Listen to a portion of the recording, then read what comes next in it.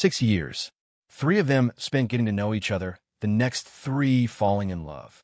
And now, I was finally going to marry the love of my life, Jessica Miller. The night before the wedding, I was a wreck, tossing and turning in bed. As I finally sat up, thinking a walk might clear my head, a few lines of text flickered into existence in my vision, like comments on a live stream. Oh, may I look at this simp, too excited to sleep. He has no idea the main character is about to crash his wedding tomorrow. Don't hate, guys. The dude's life is a tragedy. After his fiancée gets stolen at the altar, he's going to keep simping for her and even end up raising another man's kid. Part 1. After 3 years of dating, I wanted to give my girlfriend, Jessica, the wedding of her dreams that I bought the ring and planned the proposal with my friends. Surrounded by 1,000 red roses, I looked deep into Jessica's eyes, dropped to one knee, and pulled the diamond ring from my pocket. Jessica Miller, I asked, my voice thick with emotion, will you marry me? Jessica gasped, her hand flying to her mouth, her eyes sparkling like they held the entire night sky. Urged on by the cheers of our friends, tears of joy streamed down her face as she nodded. Yes, I will. In that moment, I was the happiest man alive. Or so I thought, until the night before our wedding, when those strange comments appeared in my field of vision. This simp of a side character is still too excited to sleep? LOL. Little does he know the hero, Leo, is coming to steal his bride tomorrow. Stop flaming him, it's just sad. He gets publicly humiliated and still goes crawling back. The guy's been played from the start. He's basically scripted to be a doormat. Just sit back and enjoy the show, people. I frowned, completely thrown by the bizarre, floating text. Was it just sleep deprivation? Or was I being haunted? I tried to shake it off and lay back down. Tomorrow was the most important day of my life. I couldn't afford to be off my game. But as soon as I closed my eyes, the text flared again, bright and impossible to ignore. Yep, the script is right on track. The main character, Leo Vance, crashes the wedding tomorrow. The joke is this chump gets totally brainwashed by a few crocodile tears from the female lead. And then he uses his own resources to help her and the hero get their happily ever after. It's fate, man. The words grated on me, making my head spin. I had a terrible feeling they might be true. I knew Leo Vance. He was Jessica's high school sweetheart, the one that got away. But he'd been overseas for years, and Jessica had never mentioned him coming back. This was getting out of control. I wasn't going to get any sleep. With a flicker of intent, I discovered I could control the comments. I mentally swiped them away, shutting them off. I needed to relax. I couldn't let some ghost-in-the-machine nonsense ruin my big day. People say when your spirit is weak, you're more susceptible to paranormal stuff. Maybe I needed to see a priest or something. Part 2. The next day, I woke up early, feeling surprisingly sharp. On a whim, I tried to test if last night was just a hallucination brought on by exhaustion. I focused, and just like that, the comment feed flickered back on. A few scattered remarks popped up. It's almost time for the big scene. So hyped. Waiting for the hero to make his move. The comments made my stomach tighten. Was it possible? Could the woman I'd loved for 3 years really be playing me? Was my entire life some kind of cosmic joke designed for the entertainment of unseen spectators? I didn't want to believe it. I shut the feed off again. My family, the Sterlings, were one of the founding families of Seaport City. For this wedding, nearly every notable name in the city had shown up. I'd booked the entire top floor of the Grand Excelsior, the biggest hotel downtown. The guests were all seated, and the ceremony was proceeding smoothly. I watched Jessica walk down the aisle in her white gown, a radiant smile on her face, a smile I'd never seen before. I should have felt it was the joy of our wedding day, but now it felt wrong. Just as the officiant began the vows, asking if the bride and groom would promise to love each other for all time, a loud shout ripped through the serene moment. I object. At the sound of that voice, Jessica's head snapped around, her face breaking into a look of pure, unadulterated joy. "Leo," she cried. I froze, standing at the altar like an idiot. The moment hit me like a lightning bolt. Fry my circuits. The comments. They were all true. I instinctively switched the feedback on, and my vision was flooded with text scrolling at a nauseating speed. He's here. He's here. The hero has arrived to save the day. OMG. They're so perfect together. Ship it. Man, this Alex Sterling guy is just pathetic. Pathetic? It's an honor for him to be a stepping stone for our main couple. Wow, the mental gymnastics to justify being a terrible person. Impressive. It hit me then. I was nothing but a clown in someone else's story. A footnote in the epic romance of the main characters. Before I could even process it, Jessica hiked up her wedding dress and ran towards Leo. They threw their arms around each other in a passionate embrace, completely oblivious to the horrified expressions on our parents' faces. A wave of shocked murmurs swept through the guests. What the hell is going on? Isn't this Alex Sterling's wedding? Who's this guy? He's got guts. I think that's her old flame, the one that got away. The scene was so insane that my best man, Chris Morgan, took a moment to react. Then, he and the other groomsmen moved in. "Jess, who is this?" he asked, his voice low and tight. Jessica, seemingly unaware of the catastrophic bomb she just detonated, pulled away from Leo with a giddy smile. "Oh, Chris, this is my childhood sweetheart, Leo. You should call him Leo." Chris's face turned to stone. He shot a look at me, and seeing the thunderous expression on my face, he knew he had the green light. With a sharp nod, the groomsman grabbed Leo and restrained him. Chris leaned in close to Jessica, his voice a menacing whisper. "Don't get too full of yourself. You dare humiliate Alex like this, in front of everyone. I'll end you." Then he straightened up, forcing a smile. "Jess, you must be confused. It's your wedding day. Let me take care of this. Gentlemen for you." But Jessica was used to getting her way with me, used to my indulgence. She wasn't listening. "Let go of him," she shrieked. "Chris Morgan, are you going to defy me now too?" When Chris ignored her, his face an icy mask as he signaled for the groomsmen to drag Leo away, she spun back to me. "Alex Sterling, look at your so-called best friend. Is this how you treat the man I grew up with?" I almost laughed.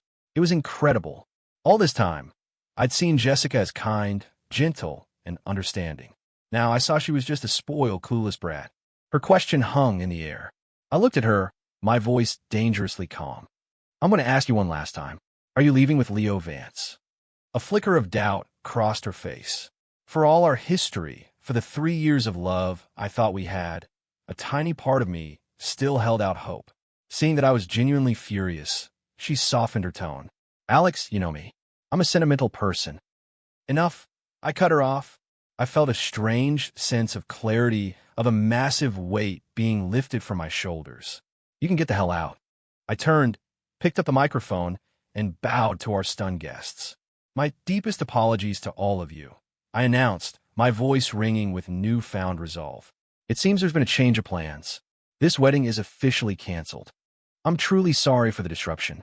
The Sterling family will, of course, compensate everyone for their time. Furthermore, as of this moment, the Sterling Corporation is terminating all partnerships and projects with the Miller family and their company." The crowd's expressions were a mixture of shock and intrigue. They'd gotten a hell of a show and were getting paid for it. Not a bad deal. Realizing the party was over, the guests began to discreetly make their way out, offering brief condolences to my father. As for the Millers, without the Sterling family's backing, they were social and financial nobodies. No one would even give them the time of day. It took a moment for the reality of the situation to sink in for Jessica. As the hall emptied, she finally stormed up to me, her voice stripped of its usual sweetness. "Alex, what is this? What kind of game are you playing? You told me you'd love me forever." I let out a cold, humorless laugh. "And you have the audacity to say that to me? Do you think everyone is as clueless as you are?" "You." She was speechless for a second, then doubled down. "Why are you being so sensitive? Leo and I are just friends. It's purely platonic." So this was the excuse the comments mentioned. The one that was supposed to fool me completely. It was just pathetic. I was done. I waved a dismissive hand. "Then go spend the rest of your life with your platonic soulmate." At my signal, Chris and the groomsmen released Leo. Leo Vance, free at last, rubbed his sore shoulders and shot me a defiant glare. "Don't look down on me. Sterling, what goes around comes around. The underdog will have his day." My mouth twitched. A new set of comments appeared. Wait, wasn't the script that Alex the simp believes her excuse and willingly becomes their doormat? NGL, that what goes around comes around line has some kick. Are you kidding? That's the most cliché bargain bin line in the book. Given how whipped he was, he's probably just saying this stuff out of anger. He'll go back to her. Anger? I thought. As of today, I was no longer a character in their story. I looked at Leo, who was standing there like a hero from a bad movie, and gave him a slow, deliberate nod. Please, by all means, go have your day. I'll be watching. Don't forget to take your childhood sweetheart with you. My words seemed to finally break through Jessica's delusion. She didn't want to actually lose me, not really. No one else could provide the life she was accustomed to. She forced a smile, her anger vanishing as she reached for my hand. I pulled away. Her face crumpled as she looked at me with wide, pleading eyes. Alex, everything you said just now. You were just angry, right? You still love me. I emotionlessly smoothed the cuff of my shirt. Ms. Miller, please watch what you say. We have no relationship whatsoever. I'm leaving. Do as you please. With that, I walked over to my parents.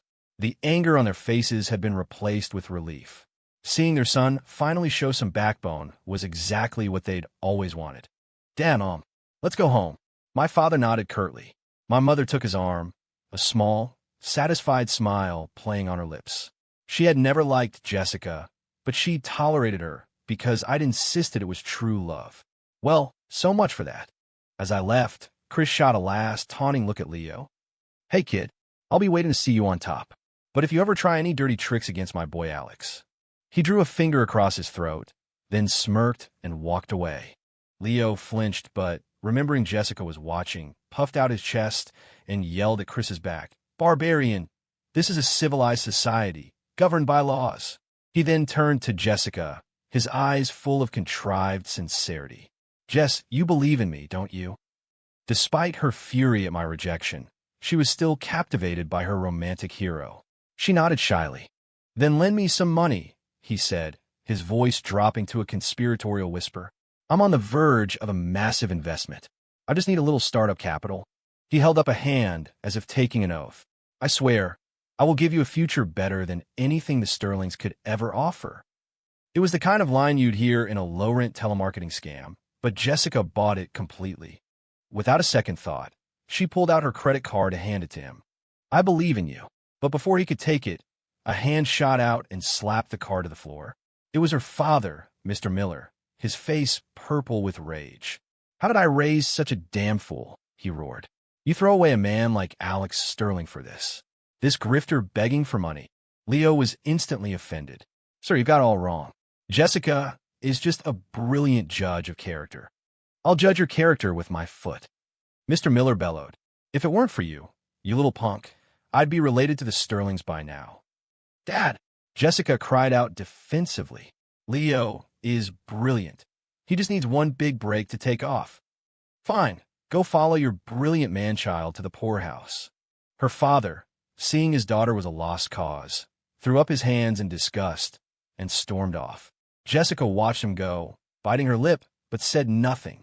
Her mother simply looked at her with profound disappointment, sighed, and hurried after her husband, leaving the two soulmates standing alone in the wreckage of the grand ballroom. Part 3 Alex, what on earth happened today? Weren't you head over heels for that girl? Back home, my mother couldn't wait to ask, her voice a mix of concern and curiosity. Mom, I was blind. Completely out of my mind, I said, loosening my tie and collapsing onto the plush leather sofa. The light from the crystal chandelier above fractured into a dizzying halo. As I did, a few new comments popped into view. So the simp side character is woke now? Doesn't matter. The hero has a financial predictive system. The plot will correct itself. The hero uses the system to read the market, and in a few months, he'll build the 4th largest corporation in Seaport City. Yeah, I think the side character's family company gets destroyed by a play the system makes. Shame. Alex Sterling is a good-looking dude. Too bad. He ends up losing everything. My eyes narrowed. Leo has a system? Just then, my father spoke, his voice firm. Good. Now that you're done with this childish nonsense, it's time you started learning the ropes at the company. I nodded, my mind racing, dissecting the information from the comments. If I knew what was coming, could I fight a system designed to predict the future? Later, in my study, I fiddled with the expensive fountain pen my father had given me, then made a call. About 30 minutes later, my phone buzzed with an anonymous, encrypted link. I tapped it, and a live feed from inside the Miller house appeared on my screen. Leo was fastening a necklace around Jessica's neck. As his fingers brushed against her skin, a strange blue light pulsed from the watch on his wrist. "Next Monday, there's going to be a huge smuggling bust at Eastgate Pier," he murmured. "Tell your father to move all his cargo ships to Pier 3. "Leo, how do you know all this?" Jessica asked, mesmerized. "I have my sources," he said with a cocky grin, the blue light on his watch glowing brighter. "Just wait. In less than 3 months, the Sterlings will be on their knees, begging us for a partnership." "Okay, Leo," Jessica cooed, snuggling against him. "I'll go talk to my dad right away. He's been wanting to get out from under the Sterling's thumb for a long time anyway. I'm just sorry you had to put on that act for so long. All for the family's sake," Leo said, feigning sympathy. I watched with cold fascination as the comments went wild. "And there's the system. Making its first move, the hero uses this to get ahead of so many business deals. Classic trope. Foreknowledge of government policy changes. Side characters should just give up. You can't fight a system like that. Can't fight it?" I thought with a humorless smile. I opened my family's secure chat group and tagged my uncle, who was a director at the Port Authority. "Uncle, any big inspections planned at Eastgate Pier soon?" 3 minutes later, a reply popped up. "A surprise inspection is set for next Monday." "Why the sudden interest, Alex?" I toyed with my pen, a predatory smile on my face, and typed back. "Just heard the view from Pier 3 is especially nice this time of year. Maybe give it some extra attention." Part 4-inch Mom. Why'd you wake me up so early? I stumbled downstairs, rubbing the sleep from my eyes and yawning, to find my mother perched elegantly on the sofa. The morning sun caught in her hair, revealing a few new strands of silver. She'd been stressed, running between home and the company. "You'll see," she said, her smile hiding a secret. The crystal earrings she wore danced as she shook her head. "Guess who's here to see you?" I flopped onto a silk cushion like a rag doll and grabbed a cherry from the fruit bowl. "What did Chris get himself into this time?" "It's your uncle David's daughter," my mother said, her voice dropping to a conspiratorial whisper. "She just got back from Wharton." She leaned in closer. "I hear she once cracked the trading algorithm for a major Wall Street hedge fund." Your father was thinking. Before she could finish, the sound of light, quick footsteps descended the spiral staircase. "Is Alex still sleeping?" The voice was as bright and clear as a melody. I nearly choked on the cherry pit. I looked up to see a girl in a black pleated skirt bouncing down the stairs, a brilliant smile on her face. "Maya yawned." I shot upright. The little girl with a perpetually runny nose who used to steal my video game controller had somehow transformed into this vibrant, radiant young woman with her hair in twin ponytails. She hopped over and plopped down next to me, a wave of citrus-scented perfume washing over me. Surprised? I applied for early graduation so I could make it to the wedding, though it looks like I missed the real main event. She waggled her phone in my face.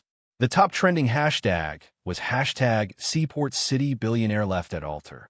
Suddenly, the comment feed exploded in my vision. Whoa. New character unlocked. This girl is awesome. Way better than that two-faced Jessica. OMG, the way she swings her legs when she sits is so cute. I fought the urge to palm my face. Just as I was about to say something, my phone started vibrating nonstop. A flood of texts from Chris poured in frowny face Alex. That guy Leo registered a new company, Apex Capital. Jessica invested her entire dowry into it. They're buying up scattered shares of our subsidiary companies. Maya had leaned over my shoulder, her hair brushing against the back of my hand. Wow, these short-selling commands are written so crudely. Her finger tapped on a chart of Leo's company's trading history. She wrinkled her nose. A sudden all-in buy on renewable energy stocks at 10:15 a.m. on Wednesday. That's 3 hours before the official policy announcement. A jolt went through me. It seemed Leo's system was feeding him more than just vague tips. Maya's warm breath tickled my ear. They seem pretty arrogant. You want me to build a high-frequency trading model and play with them a little? I cleared my throat, putting on my most serious face. I'll leave it in your capable hands. Across the room, my mother was smiling so wide, I thought her face might crack. Part 5 the next morning, I found Maya curled up on the cashmere rug in the living room, a laptop balanced on her knees. She was chewing on a strawberry-flavored lollipop, her fingers flying across the keyboard in a blur. The flickering stock charts on the screen danced in her eyes, making them glitter. I stood there for a moment, lost in a memory. A sunny afternoon, years ago. I was walking home when I saw a little girl crouched under a tree, staring intently at the ground. Curious, I walked over. "Hey, what are you doing?" "Shoo," she whispered, putting a finger to her lips before turning back to her task. "I'm conducting a microecological study on the migratory behavior of communal insects of the family Formicidae." I followed her gaze. She was watching ants. With nothing better to do, I crouched down beside her. "Hello." Maya's hand, waving in front of my face, snapped me back to the present. "They've increased their position this morning," she said, turning the screen towards me. She used a lollipop stick to circle a section of Apex Capital's cash flow diagram. "This pattern of buying." She suddenly burst out laughing. "Doesn't it look like he's just copying trades directly off the morning's financial news?" Looking at her bright, intelligent face, I remembered a comment from last night mentioning Red Queen, the code name of an infamous international rogue trader. Before I could ask, Chris burst into the room, out of breath. "Alex, all 20 of the Miller family's cargo ships just entered Pier 3. Maya's eyes lit up. She skipped over to the wine cabinet, pulled out a bottle of 82 Lafite, and poured 2 glasses. "A little toast to celebrate?" she asked, swirling the deep red liquid. She looked like a sly cat.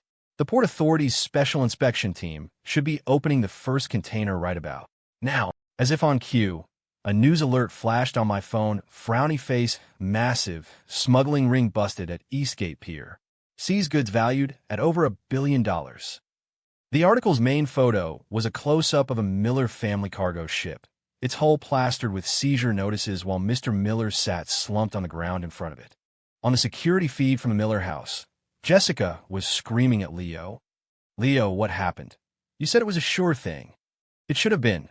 Pier 3 was supposed to be a blind spot, a favor for someone important. But now," Leo trailed off, unable to explain. He quickly tried to change the subject. "It's too late for that now, Jess. You have to trust me. This was just a fluke. Give me the rest of your funds, and I'll figure out a way to get your father out."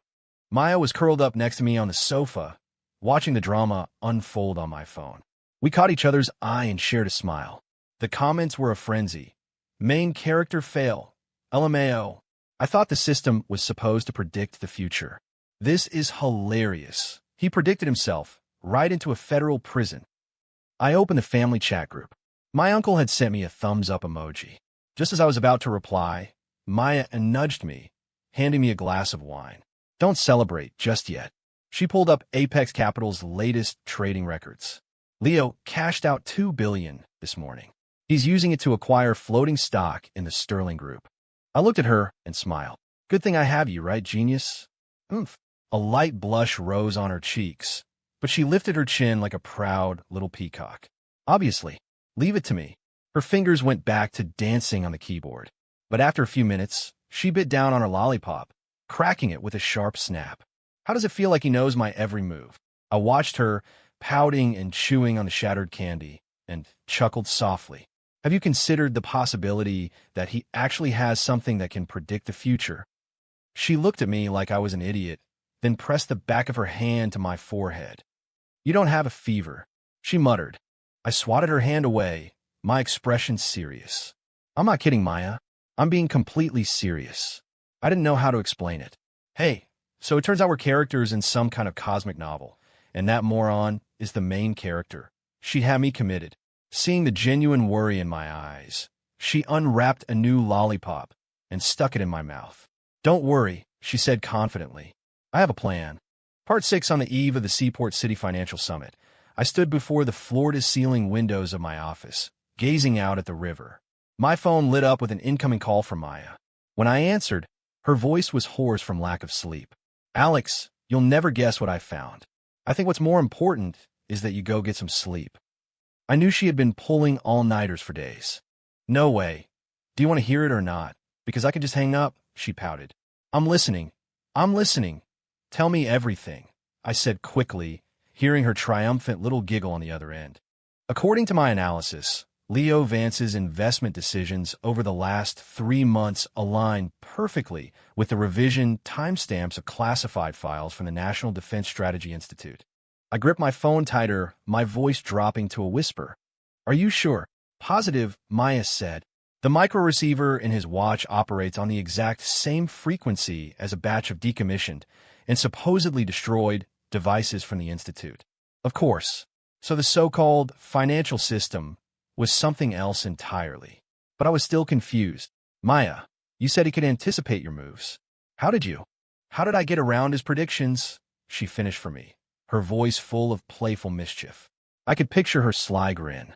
I used a special algorithm. The inspiration for it. Well, you gave it to me all those years ago when you were talking about ant colony optimization. Her words took me back to that sunny afternoon. I had watched the ants with her for a long time, completely baffled. Finally, I'd shrugged and said, with all the wisdom of a preteen, computer algorithms are way cooler. She had turned to look at me. What are those? I didn't have a clue, but a man can't admit defeat.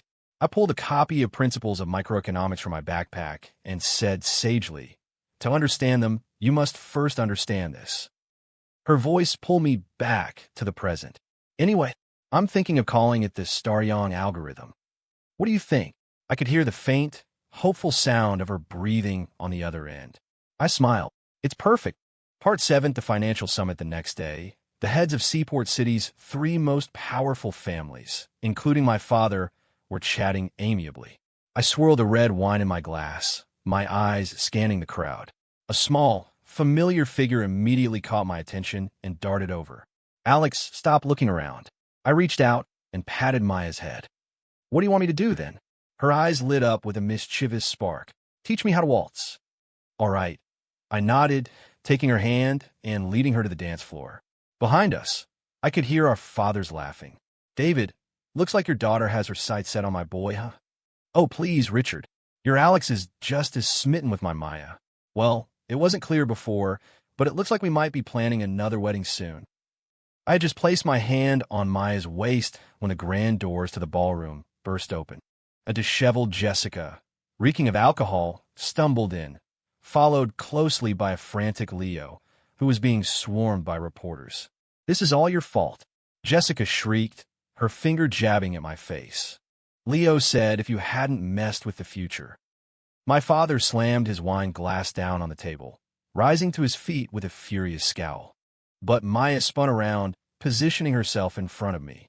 Hasn't Mr. Vance told you? She asked, holding up her phone, which was playing a video of Leo kneeling before what was clearly foreign intelligence agents. His ability to predict the future is actually stolen military AI. A collective gasp went through the room. At that moment, the large screen behind the stage flickered to life, displaying a detailed analysis of Leo's watch. It wasn't a financial system. It was a receiver for a stolen national defense predictive model. The comment feed went absolutely ballistic. Holy yes, he's a spy. So that's the underlying logic of his cheat ability? The author of this story is asking to be arrested. Jessica, run girl. This plot is insane. Take him away. Chris Morgan appeared, leading a team of federal agents into the room. Leo struggled as they pinned him, his face contorted in a mask of rage. It's a lie. It's all a slanderous lie. I have a high-tech system from the future. Every reporter in the room captured the moment. One particularly ambitious journalist shoved a microphone in his face. Mr. Vance, do you have any comment on your current situation? I'll comment on your mother. Leo roared, thrashing against his restraints. The reporters scrambled back into the crowd. Seeing it all fall apart, Jessica's eyes rolled back in her head, and she collapsed in a heap on the floor. It was all real. Leo had lied to her, and she had thrown everything away for him. I looked down at her, crumpled on the ground, her expensive hairdo now matted with tears. I vaguely remembered how she had looked 3 years ago, laughing on a carousel. Now, she was just a broken mess, muttering over and over, "It can't be. Leo wouldn't lie to me. It's all fake, it's fake." Just before the agents reached her, she scrambled to her feet and lunged at me, grabbing my hands and falling to her knees. Her face was a mess of tears and makeup. "Alex, I was wrong. I'm so sorry, Alex. I know you still love me.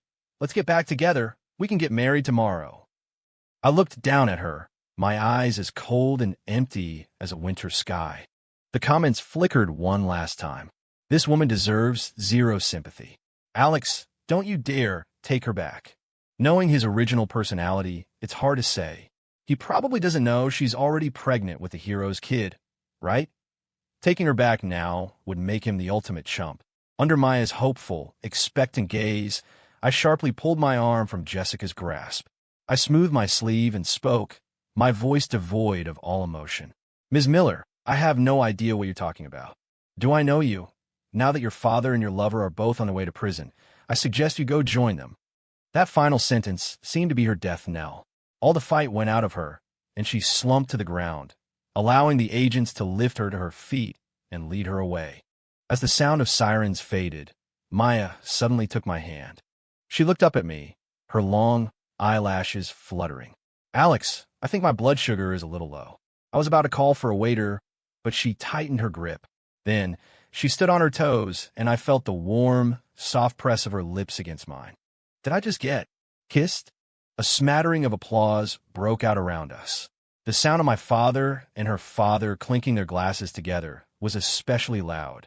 A final line of golden text scrolled across my vision. Congratulations, host. You have successfully broken free from the plot's constraints. This viewing system will now uninstall. We recommend purchasing a viewing pass for the sequel, My Billionaire Husband's Unconditional Love. Maya buried her face in my chest, her voice muffled. It took you long enough to finally look at me. So her standoffishness back in high school. It wasn't because she disliked me. She'd been jealous. I wrapped my arms around the trembling girl in my embrace, and for the first time in a long time, I smiled a real, genuine smile. Part 8 3 months later, I saw Jessica on the street across from the federal detention center. She looked exhausted, her face gaunt, and her stomach was slightly rounded. When she saw me, her eyes lit up, and she hurried over. Noticing my gaze drop to her belly, she quickly covered it with her hands. It's not Leo's. It was that night I was drunk. I gave her a sidelong glance and walked right past her, heading towards Maya, who was just stepping out of a boutique. Jessica stumbled back and fell to the sidewalk, silent tears streaming down her pale face. You told me you'd love me forever, she whispered to the empty air. Maya linked her arm through mine, noticing the woman on the ground behind us. What's wrong with her? Should we call a doctor? I stroked her hair and smiled. Why don't you worry about when we're getting married instead? Her face instantly turned bright red. Who wants to marry you? Back at the office, she slapped a flash drive on my desk. Engraved on the back was the name Red Queen. It contained the code for the Star Young algorithm. A dowry, she said, her ears glowing red as she waved a document in her other hand. And don't get the wrong idea. This is just an equity transfer. It's not like I want to marry you or anything. Outside my window, new leaves were unfurling on the trees. On the glass, a single worker ant was making its slow, determined climb toward the sky.